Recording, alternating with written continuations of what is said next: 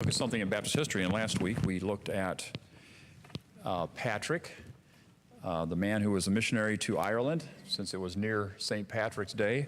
And we wanted to visit that, and it was going to take me a couple weeks to get through that. And last week, as you know, we talked about this man that the Catholics have maybe kidnapped would be a good word, his work and his ministry. He wasn't a Catholic at all, and yet most people wouldn't even realize that, except if you study his life. And so I wanted just to go into that a little bit more today, and we talked about his conversion, his being called from out of that church in Scotland where he was saved. If you remember, because I'll refer back to this, but he was raised by a man who was a deacon in a New Testament Bible-believing church. And then when he was 16, he had gone astray. He was not a good boy. He was actually a very bad person. And but at 16, he was kidnapped. He and a bunch of farmhands were kidnapped and taken to Ireland and sold to a chieftain there in slavery, where he lived in terrible conditions for about 5-6 years. He managed to escape. Quite a story as he got back to England and Scotland. And then after that, God got a hold of his heart and really convicted him. He was saved.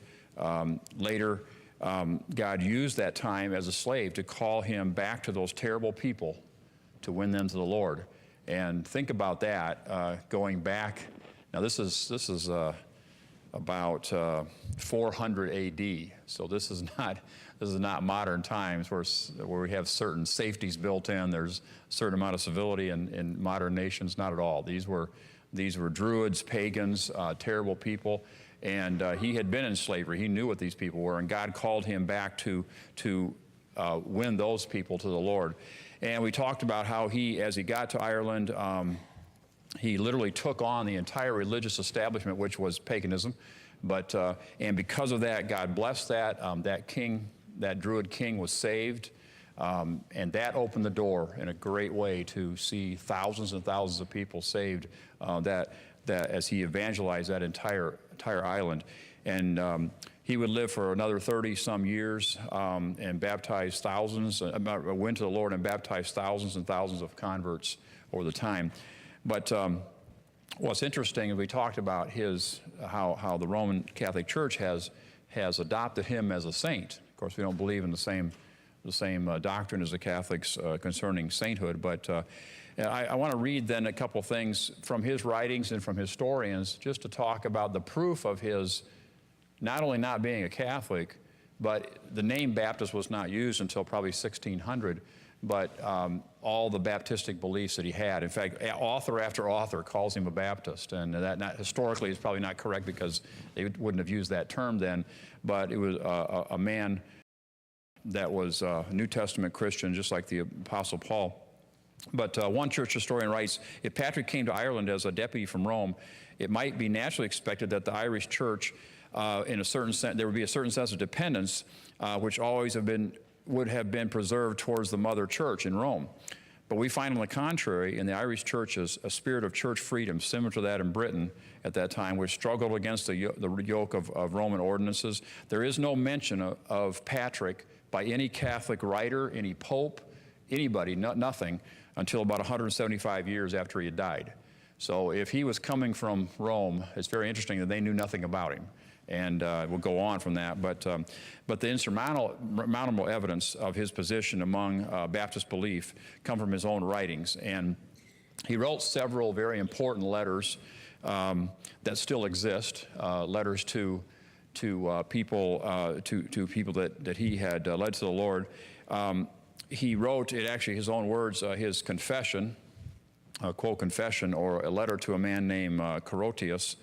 And those writings, I said, still survive, and they hold Baptist and New Testament doctrines throughout. And I want to just go through a couple things. One is he baptized only professed believers, and that is a Baptist doctrine. Contrary to Catholic dogma, which teaches that infants are to be baptized, in all of Patrick's writings, he does not mention one single incident when he baptized an infant, much less someone who had not been saved. One incident, he records the baptism of one convert named Enda, the night after his infant son was born. And what an ideal opportunity to record the baptism of that infant. And yet Patrick makes no mention of it at all. In one of his writings about the Great Commission, he says, go ye, teach. Meet is the order of teaching before baptism, for it cannot be that the body receive baptism before the soul receives the verity of faith. And so Patrick never believed in baptizing infants, as the Catholics teach. He taught baptism by immersion only. And of course, this has been a leading principle in Baptists since the days of the apostles. And in all his writings, there's not one shred of evidence, not one mention of any kind of sprinkling, anything other than immersion. I was reading a Catholic theologian that was trying to dispute, evidently this idea that Patrick was not a Catholic really bugs the Catholics, as this comes out about once a year. And so this Catholic theologian was trying to dispute all these points. And when we got to this point, he said that this was one of the points that the arguments that the Baptists use, that he baptized only by immersion. And this Catholic theologian said, well, that's silly. He said, all of us Catholics baptized by immersion back then. So I thought, okay, I don't know what that proves. He's disproving his own point, but I thought that was interesting. That was his entire argument against immersion. In church government, Patrick is recorded to have founded 365 churches and ordained exactly the same number of pastors. Now, in that day, they used the term bishop, which is a New Testament term.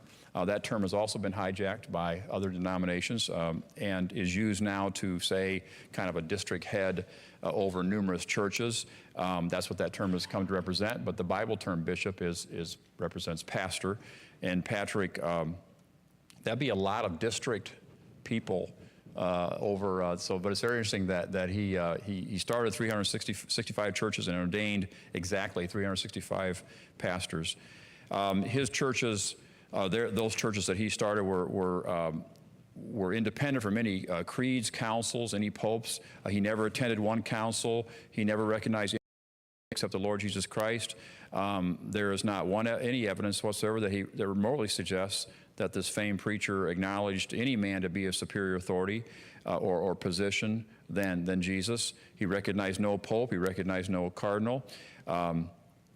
He recognized that he doesn't even subscribe or mention, even in the smallest extent, any kind of catechism, creed, or dogma of the Roman Catholic system. Of all the great Christians that Patrick refers to in his letters, he never gave homage to any pope. He never mentions any man as superior over the church's pastor. Instead, he speaks of his love and regard in terms of affection for these men who he had ordained as pastors and the churches that he had founded. And then he refers back to the authority of the little Baptist church in Scotland that he was saved in and from which he was called and received the Great Commission, just as Paul did in Acts 15.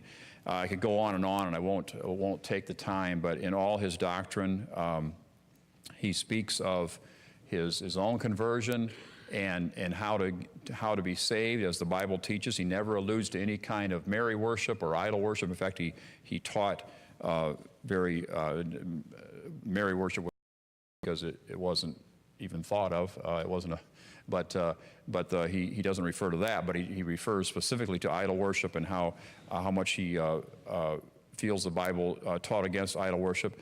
But this very humble pastor, he said, in his own words, I'll read to you about he said, it is Christ who gave his life for thee, and he who speaks thee. He poured out upon us abundantly the Holy Spirit and the gift and assurance of immortality, which causes men to believe and become obedient, that they might be the sons of God and joint heirs with Christ.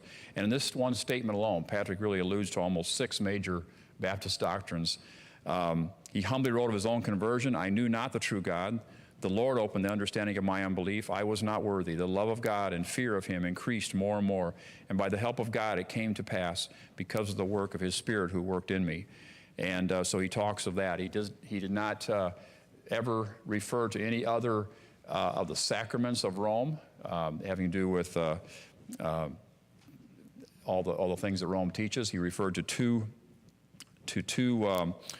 ordinances, the Lord's Supper and baptism, as I've mentioned, and we go on and on. And he never instructed his converts to worship Mary, as I mentioned.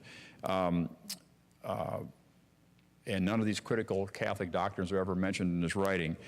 And so Patrick is not a Catholic. The Roman Project, this great man of God who was a great New Testament missionary to the island of Ireland, the island of Ireland. And I want to refer back to Dr. Ironside, his quote, which I mentioned last week, which is a very interesting quote. And he says, Rome's most audacious theft was bodily the Apostle Peter and made him the putative head and founder of her system. But next to that brazen act stands her effrontery when she annexed the great missionary preacher of Ireland and enrolled him among her saints. And I think that sums it all up from Dr. Ironside. And I just want to, again, thank the Lord this morning for this great man. And I think it's good for us to just know these things. You know, you grow up thinking Patrick was a Catholic, you know, St. Patrick's Day.